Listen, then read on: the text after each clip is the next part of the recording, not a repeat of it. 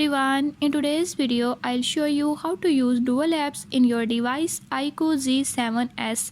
In this device iQOO Z7s, I'll tell you few tips and tricks that you can use to do it.